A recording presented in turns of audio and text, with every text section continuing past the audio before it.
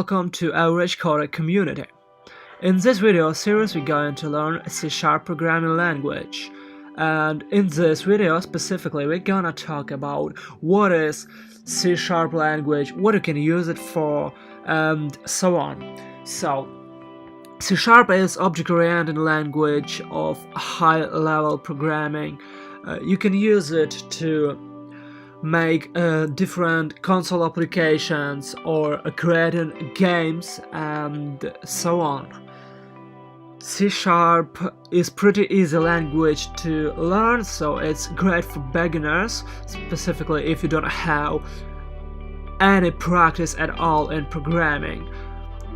And after learning this language it will be quite easy to learn another programming languages like C or C++ or Java, cause they are kind of similar.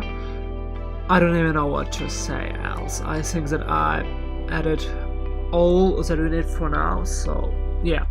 If you like this video, then don't forget to hit like button and subscribe, and if you did all of it, then hit the notification bell.